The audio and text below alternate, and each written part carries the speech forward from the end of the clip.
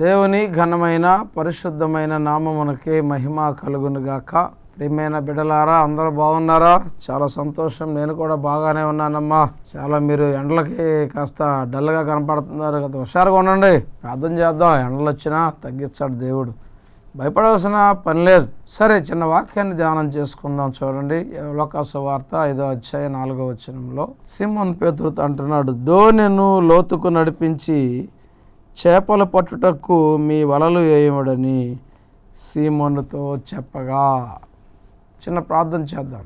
పరిశుద్ధుడా, ప్రేమ కలిగిన తండ్రి, దయగల ప్రభువా, టీవీ ముందు కూర్చున్న వాక్యం వినుచున్న ప్రతి బిడ్డను దీవించి ఆశ్రదించి బలపరచు. కాపుదల బిడ్డలపై నన్ను మరుగు చేసి బిడ్డలతో మీరు మాట్లాడమని, ప్రతి కుటుంబాన్ని దీవించమని యేసు నామమున అడుగుచున్నాం తండ్రి. ఆమేన్, ఆమేన్. ప్రియమైన దేవుని బిడ్డలారా, ఈ సమయంలో మన అంశం ఏంటంటే, లోతైన భక్తి చేస్తే విజయాలు నిన్ను వరిస్తాయి. లోతైన భక్తి అంటే ఏంటో మనం చూద్దాం. లోతైన భక్తి, చాలాసార్లు లోతు అనేసరికి మనం గోతులు గుర్తొస్తాయి, సుడిగుండాలు గుర్తొస్తాయి, నీరు గుర్తొస్తుంది, ఏదైనా ఒక గొయ్యి లాంటిది గుర్తొస్తుంది. కొంతమందికి ఏమో లోతు గురించి కూడా గుర్తు. ఆ లోతు కాదు, ఇక్కడ లోతైన అనుభవం అంటే డీప్నెస్, లేకపోతే క్లోజ్లీనెస్ విత్ జీసస్ క్రైస్ట్. ప్రియమైన దేవుని బిడ్డలారా, చాలామంది అనుభవం ఉందంటారు. మేము 20 ఏళ్ళ నుంచి, 30 ఏళ్ళ నుంచి, 40 ఏళ్ళ నుంచి దేవుని బిడ్డలమే అని చెప్తుంటారు. మా తాతగారు రెవరెండు, మా తాతగారు బిషప్, ఏయో చెప్తుంటారు. మంచిదే, కానీ వీరిలో చూస్తే లోతైన భక్తి అనేది ఉండదు.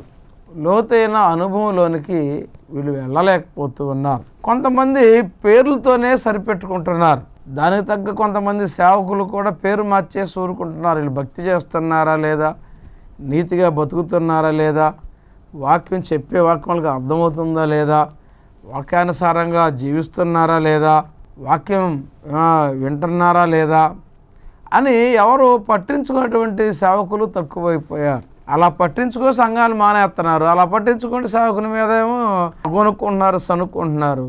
ఇక అందుకని కొంతమంది ఏం చేస్తున్నారంటే, నాకెందుకులే, వాళ్ళ దాళ్ళే కోసుకుంటారు, అని అడిగితే మళ్ళీ పోతారు, వచ్చే కొత్త కానుకలు కూడా పోతాయి, మేము ఎలా బతకాలన్నట్లుగా కొంతమంది ఖండించటం మానేసి మీరు చేసే తప్పుడు పనులకు కూడా ప్రోత్సహించేటువంటి కొంతమంది ఆ దేవుని దాసు అనుకున్న వారు కూడా ఉన్నారు. కానీ ఒక్కటి మాత్రం నేను నిజం చెప్తాను, ప్రియమైన దేవుని బిడ్డలారా, వాస్తవం ఏంటంటే, దేవుని పిలుపు లేకుండా వచ్చేటువంటి ఏ సేవకుడైనా ఉన్నటువంటి సంఘస్థుల మాట ప్రకారం వినవలసిందే, వాళ్ళ మీద ఆధారపడి బతకవలసిందే. ఎందుకంటే ఈ మధ్యన కాలేజీలు బోర్డులు వచ్చేసినాయి. ఆ బైబిల్ కాలేజీలోకి వెళ్ళడం ఏదో మొత్తానికి ఆ కింద మీద పడి ఉందలే, ఏ పనికి రాకపోతే పాదిరికనే పనికి వస్తాడు, ట్రైనింగ్ పంపించేస్తారు కొంతమంది. వీడు చదువు ఎట్టాగో అబ్బదో, ట్రైనింగ్ పంపిస్తే వాళ్ళు ఎక్కడో చోట చర్చ చూపిస్తారు, లేదా 4 ముక్కలు చెప్పడం నేర్చుకుంటాడు, అట్లా బతికిపోతాడు అనుకుంటారు. అలా వచ్చిన వాళ్ళు ఈ మధ్యన ఎంతోమంది నాకు తారసపడుతున్నారు. పిలుపు లేకుండా కాలేజీలోకి వెళ్ళి, ఏముంది కాలేజీకి వెళ్తే మారు మనసు లేకపోయినా ట్రైనింగ్ ఇచ్చేస్తున్నారు, సర్టిఫికెట్ ఇచ్చేస్తున్నారు, అదొకటి పెట్టుకొని ఊరమ్మడబడుతున్నారు. మరి జనాల మాట వెనక దేవుని మాట ఎలా వింటారు? కాబట్టి ప్రియమైన దేవుని బిడ్డలారా, అది లోతైనటువంటి అనుభవంలోనికి రాదు. డబ్బులు పెట్టి కొనుక్కుంటారు సర్టిఫికెట్లు చాలామంది, కింద ఏయో రాసుకుంటారు. అన్ని డిగ్రీలు ఉంటే ఎంత లోతైన భక్తో అనుకుంటాం. లేకపోతే కొంతమంది ఉన్నారు, అమ్మా నాకు 30 ఏళ్ళ అనుభవం ఉందమ్మా ఇందులో అంటారు. కనీసం ఆ ఆదివారం నాడు ఒక్కసారి కూడా సరిగా ఆరాధనకి రారు. ఆదివారం నాడు ఫంక్షన్ జరిగితే ఈ ఆరాధన కొట్టి ఆ ఫంక్షన్కి పోతారు. ఆదివారం నాడు ఏదైనా పెళ్లి చూపులు బొలు చూపులు జరిగితే ఇది ఎగ్గొట్టి అడిపోతారు. ఏ పని లేకపోతే ఆదివారం ఆరాధనకి మొక్కుబడిగా వస్తారు. ఎన్ని సంవత్సరాలు వెళ్తే ఏమి, 38 సంవత్సరాల నుండి ఆ కోనేటి వాగు దగ్గర అందులో దూకలేక అక్కడే పడినటువంటి ఆ పేషెంట్ లాగా తయారవుతున్నారు కొంతమంది. ఎన్ని సంవత్సరాలు అనుకుంటే ఏంటి, లోతైన భక్తి లేకుండా ఎన్ని సంవత్సరాలు అయితే, ఎన్ని డిగ్రీలు పెట్టుకుంటే, నీతి నిజాయితీ లేకుండా ఎన్ని డిగ్రీలు పెట్టుకుంటే ఏమి, ఎన్ని మందిరాలు కడితే ఏమి, యథార్థత లేని సేవ చేయకుండా. ప్రియమైన దేవుని బిడ్డలారా, నీవు నీ జీవితంలో ఒక విజయాన్ని సంపాదించుకోవాలి. విజయం అంటే ఏదో ఫుట్బాల్లో గెలవడం, ప్యాకెట్లో గెలవడం, క్రికెట్లో గెలవడం, ఈ విజయాలు కాదు. ఇలాంటి మహానుభావులు కూడా ఉన్నారు. క్రికెట్ బెట్టింగ్లు కట్టేటప్పుడు అంటే యేసు ప్రభువుకి ప్రార్థన చేయాలంట, ప్యాకెట్కి పోయేటప్పుడు యేసు ప్రభువు ప్రార్థన చేయాలంట, కోడి పందాలకు వెళ్ళినప్పుడు యేసు ప్రభు కోసం ప్రార్థన చేసి, అయ్యా కోడిని బాగా గెలవాలయ్యా. ఈ విజయాలు కాదు, ఈ విజయాలు తెచ్చిపెట్టేది సాతానుగాడు నీకు విజయాలు తెచ్చిపెడతాడు. మందిరం మానేసి దేవుని సన్నిధిని ఎగ్గొట్టి కోడి పందాలకి, పేకాటకి అటు ఇటు పరిగెత్తేవాళ్ళు కొంతమంది డబ్బులు సంపాదిస్తారు. అవన్నీ కూడా సాతానుగాడు, ఆ అపవాదిగాడు తెచ్చిచ్చేటువంటి నిన్ను ఎర్రేసి లాగేటువంటి స్థితి. ఇది ఎలాగంటే, ఇలువైన నీ ఆత్మను నరకంలోకి తీసుకుపోవడానికి, ఇలువైనటువంటి నీ బ్రతుకును పాడు చేస్తే నీ ద్వారా అనేక మంది మారవలసిన వారు మార్చకుండా ఉండగలగడానికి, నిన్ను డిస్టర్బ్ చేస్తే నీ వెనకాల ఉన్నవారు కూడా డిస్టర్బ్ అవుతారు అని సాతాను పన్నం నెరవేర్చుకుంటానికి నువ్వు ప్రార్థన మానేసినా, దేవుని సన్నిధికి రావడం మానేసినా కొన్ని ఆశీర్వాదాలు సాతానుగాడు నీకు ఇస్తాడు. అప్పుడు మీరు దాని వెంబడబడి ప్రార్థనకి వెళ్ళకపోయినా పర్వాలేదు, నాకు దేవుడు దీవిస్తాడు అనుకుంటారు పిచ్చి మొఖాలు. అలా కాదు. ప్రార్థనకి వెళ్ళకపోతే ఆ దీవెనలు వచ్చాయన్నీ సాతానుగాడు. కొంతమంది ప్రార్థనకు వస్తారు, ప్యాకెట్లో కలవాలని ప్రార్థన చేయించుకుంటారు, లేకపోతే క్రికెట్లో బెట్టింగుల్లో వేసి డబ్బులు సంపాదించాలని కోరేవాళ్ళు కూడా ఉన్నారు. ప్రియమైన దేవుని బిడ్డలారా, దొంగతనానికి వెళ్ళేటప్పుడు ప్రార్థన చేయమని వచ్చాడు అనుకోండి, ఆ దొంగతనం బాగా జరగాలంటే చేసినోడి ఇంట్లోనే దొంగతనం చేస్తే ఎంత బాధ. అయ్యో దొంగతనం చేయమని ప్రార్థన చేసి దొంగతనాలు బాగా వస్తే దశంభాగం ఎత్తాడు అనుకున్నాను, వీడికేమొచ్చింది నా ఇంట్లోనే చేశాడు దొంగతనం, ఎంత బాధ. మరి ఎదుటోడు బాధపడరా? ప్యాకెట్లో గెలవాలని ప్రార్థన చేస్తున్నావు, పోగొట్టుకున్నాడు బాధపడ్డ. క్రికెట్ బెట్టింగ్లో గెలవాలని ప్రార్థన చేస్తున్నారు కొంతమంది. ఆ పోగొట్టుకున్నాడు భార్య బిడ్డలు ఏడవరా? అది తప్పు కాదా? ప్రియమైన దేవుని బిడ్డలారా, అలాంటి ప్రార్థన విన్నపాలు మీరు కోరబాకండి. ఒకవేళ చేసేవారు ఎవరుంటే చేయించుకోబాకండి. అది సరైనటువంటి ప్రార్థన కానే కాదు, అది ఖండించాలి. ఒకసారి నా తప్పు ఖండించానని ప్యాకెట్కి వెళ్ళి ఆయన ప్రార్థన చేయబట్టి ఖండించాను, మందిరానికి రావడం మానేశాడు. పోతే పోనే అనేక మందిని బతికించడానికి దేవుడు నన్ను ఏర్పాటు చేసుకున్నాడు, కానీ వాళ్ళ మీద బతకడానికి దేవుడు నన్ను ఏర్పాటు చేసుకోవాలి. పౌరుషం కలిగినటువంటి సేవ మేము విజయవాడలో చేస్తున్నాం. ప్రియమైన దేవుని బిడ్డల, మాయలు, మంత్రాలు, అబద్ధాలు, ఆ ట్రిక్స్, కెమెరా ట్రిక్స్ ఇవన్నీ చూపించి పంపించండి అనేటువంటి చేసే విధానం కాదు. నిన్న మొన్న కూడా కేసరపల్లి, అలాగే కోదాడ దగ్గర ఆ కోట అనే ప్రాంతానికి కూడా వెళ్ళి సువార్తను ప్రకటించి వచ్చే ఓన్ రిస్క్తో. ప్రియమైన దేవుని బిడ్డలారా, ఊరంతా కూడా కరపత్రాలు పంచడానికి దేవుడు మాకు సహాయం చేసి అనేక మంది వచ్చారు. ఆ మీటింగ్ పెట్టాం. ఆ మీటింగ్లో కూడా దేవుణ్ణి అనేక మంది విశ్వసించినట్లుగా మేము చూసాం. మీ ఏరియాలో కూడా మీటింగ్ పెట్టాలంటే చెప్పండి. అన్యులు ఉన్నవారు, దేవుణ్ణి తెలియని వారు ఉన్న చోటకి మమ్మల్ని ఆహ్వానించండి, వస్తాం, మీటింగ్స్ పెడతాం.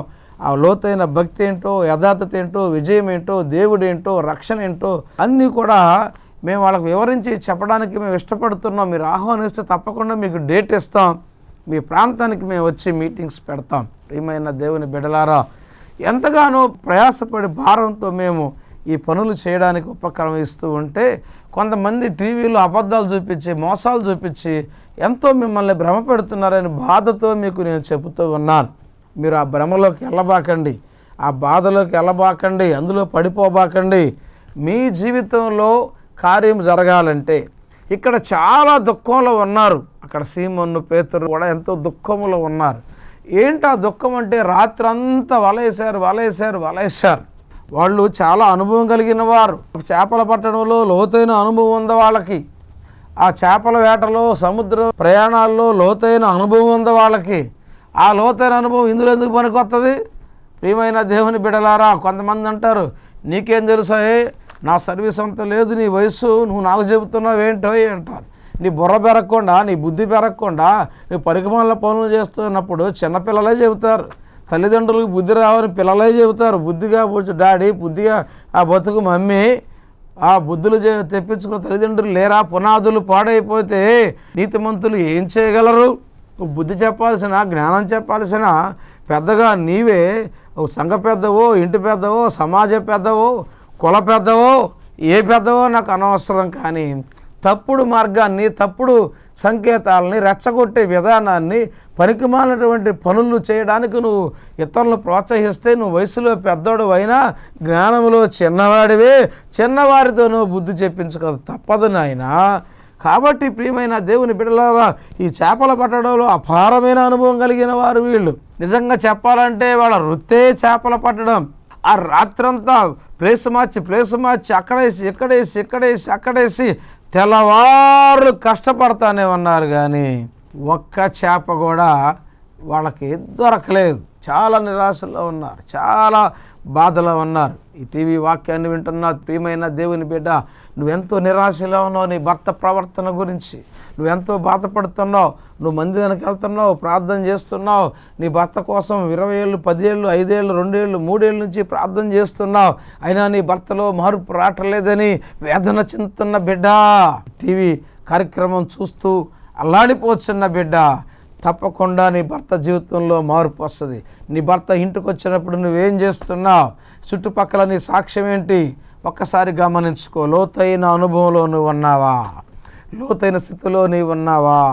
చాలామంది గర్భఫలం రాలేదని టీవీ ముందు కూర్చొని కనపడిన సేవకులతో అల్లా ప్రార్థన చేయించుకుంటున్నారు. చేయించుకోవద్దు నేను అన్న, కానీ మొదట నీ చేయవలసింది చేయాలి కదా. మొదట నువ్వు లోతైన అనుభవంలోనికి, లోతైన భక్తిలోనికి పోవాలి కదా. నీకున్న కోపం పోదు, నీకున్న సోమర్థనం పోదు, నీకున్న అవిధేయత పోదు, నీకున్నటువంటి దురాశ పోదు, నీకున్నటువంటి చెడు ఆలోచనలు పోవు, నీకున్న చెడు సహవాసాలు పోవు. భక్తి అంటావు, దేవుడు అంటావు, ఆ కాసేపు అక్కడ చూస్తావు, ఇంటికి వచ్చిన తర్వాత మళ్ళీ యథామావులుగానే మురికి జీవితాన్ని జీవిస్తావు. నాకు పిల్లలు లేరు అని అల్లాడిపోయి కనపడిన సేవకులతో అలా ప్రార్థన చేసుకున్నావు. నీలాంటి వాళ్ళని బట్టి కొంతమంది సేవకులు కూడా తయారవుతున్నారు. రండి, పిల్లలు పుడతారు, రండి, మీ అందరి కోసం నా నెత్తి మీద బూడిద పోసుకున్నా, గాడిద పోసుకున్నా, అది పోసుకున్నాను. ఎందుకమ్మా? ప్రియమైన నిజమైన దేవుని వాక్యాన్ని నువ్వు ధ్యానం చేస్తే, దేవుని వాక్యంలో ఎప్పుడు ఆ కారికి ఈ రోజుల్లో అనేక మంది మోసాలు చేస్తున్నటువంటి వారిని నువ్వు చూసినప్పుడు, నువ్వు బైబిల్ చదివితే, దేవుని వాక్యాన్ని నువ్వు ధ్యానం చేసి సత్యాన్ని నువ్వు తెలుసుకుంటావు. నాలాంటి వాడు ఎవరైనా సత్యాన్ని చెబితే గిట్టగా చెబుతున్నారులే అని అనుకునే అపోహలో ఉన్నారు. లాస్ట్ ప్రోగ్రాంలో కూడా చాలామంది మీరు కొన్ని సత్యాలు జరుగుతున్న విషయాలు మేము గమనించామండి, మా అనుభవంలో కూడా మేము గమనించాము, అవన్నీ కూడా ఉట్టిదేనండి, మొదట ఏదో నిజం అనుకున్నానండి, మీరు చెప్పిన తర్వాత ఆలోచిస్తే అంత మోసమే కనపడుతుందండి, వాళ్ళు చేసే ప్రతీది కూడా అని చెప్పి కొంతమంది సేవకుల గురించి చెప్పుకొచ్చారు. వాళ్ళతో స్వయంగా పరిచయం ఉన్న ఆ సేవకుల ద్వారా మోసపోయిన వారు కూడా కొంతమంది ఫోన్లు చేసి నాకు తెలియజేసినప్పుడు, నిజమే, అలాంటి బాధితులు కూడా ఉన్నారు. అనేక మంది మీరు తెలుసుకోండి ప్రియమైన దేవుని బిడ్డలారా. తెలుసుకోకుండా మీ సంఘ కాపరిని మోసం చేయబాకండి. మోసం చేసి ఆ ట్రిక్కులు చూసి అటు ఇటు పరిగెత్తబాకండి. ప్రియమైన దేవుని బిడ్డలారా, బల్లారాధన ఎంత పవిత్రమైనది, ఎంత చక్కగా బల్లారాధన కార్యక్రమాన్ని జరిపించాలి. ఒక ఆయన వచ్చాడు విజయవాడ, ఎక్కడి నుంచో వస్తున్నాడట, టీవీలో చూపించేస్తున్నారు, వారం బల్లారాధన అంట, వారం బల్లారాధన. అటు సైకిల్ తొక్కునేవాడు, సినిమాల నుంచి వచ్చినవాడు, అటు ప్యాకాట్ నుంచి వచ్చినవాడు, ఇటు బెట్టింగ్ నుంచి వచ్చినవాడు, శుభ్రం ఉండదు, శుద్ధి ఉండదు, అశుద్ధం ఉండదు, శరీర శుద్ధం ఉండదు, పోత సైకిల్ అక్కడ స్టాండ్ వేసి, బండి అక్కడ పెట్టేసి వచ్చి తినేసి తాగేసి కానుకేసి పోతున్నారు. కానుకల కోసం అమ్మ బల్లారాధన ఎంత భయంకరంగా తీసుకోవచ్చు. అలాగా ప్రియమైన దేవుని ఇప్పుడు ఎవరైతే అయోగ్యంగా ఇందులో పాలు పొందుతారో శిక్ష చెప్పరు. నీకు ఆ మాటలో నీకు చెప్పరు. వచ్చారా, తీసుకున్నారా, కానుకేశారా? ఎందుకమ్మా? ప్రియమైన దేవుని బిడ్డలు మోసపోబాకండి. సత్యాన్ని గమనించి నువ్వున్న సంఘంలో నమ్మకంగా ఉండి, ప్రియమైన దేవుని బిడ్డ ఏ సంఘంలో నువ్వు రక్షణ పొందావో ఆ సంఘంలోనే నువ్వు బల్లారాధన తీసుకో. ఆ సంఘంలోనే నువ్వు నమ్మకంగా ఉండి దశంభాగాలు కరెక్ట్గా ఆ సంఘ కాపరికి చెల్లించు. అంతేగాని టీవీ ప్రసంగాలు చూసి మోసపోయి నీ సంఘ కాపురం మీద మనస్పర్ధ పెట్టుకుని ఆ దశభాగం తీసుకెళ్ళి ఆ ఉండీలు వేసి అక్కడ తీసుకోబాకు బల్లాడతాను లేనిపోయిన శాపం తెచ్చుకుంటావు. అది లోతైన అనుభవం కాదు.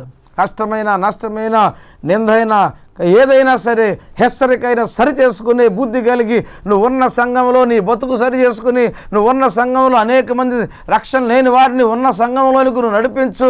సంఘానికి దేవుని సేవకునికి సంఘస్థుల కొరకు ప్రార్థన చేసి నమ్మకంగా నీ ఉంటే అదే లోతైన భక్తి. దేవుని విషయంలో నమ్మకంగా ఉండాలి, దేవుని పరిచర్యలో నమ్మకంగా ఉండాలి, దేవునికి సాక్షికి చెప్పే విషయంలో నమ్మకంగా ఉండాలి, సాక్ష్యాన్ని కాపాడుకోవాలి, దేవుని చేత శబాష్ అనిపించుకోవాలి. దావీదు చూడండి, హీన స్థితిలో కూడా పొలాలమంటే అడవులమ్మట తిరిగే స్థితిలో కూడా దేవుణ్ణి ప్రేమించాడు, దేవుణ్ణి స్తుతించాడు, దేవుణ్ణి ఆరాధించాడు.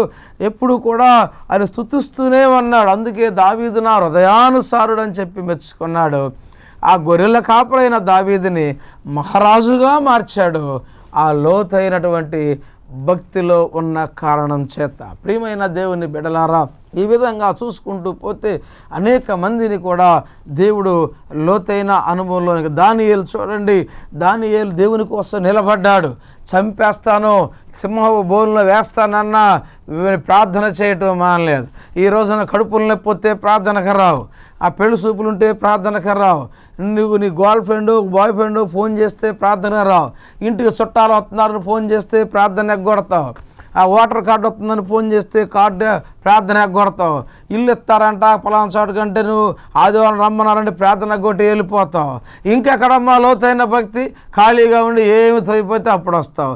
ఏదైనా క్రికెట్ మ్యాచ్ వచ్చిందంటే ప్రార్థనకి వెళ్ళావు, నీకు నచ్చిన సినిమా వస్తే ప్రార్థనకి వెళ్ళవు, నీకు నచ్చిన సీరియల్ వస్తే సాయంకాలం కోటాలు ఫట్టు. ఈ రోజుల్లో చాలామంది సాయంకాల కోటాలు ఫట్టు చేసేస్తున్నారు. ఎందుకంటే 6 గంటల కాడి నుంచి 10:30 వరకు ఒకటే ఏకదాటి సీరియల్స్ అట.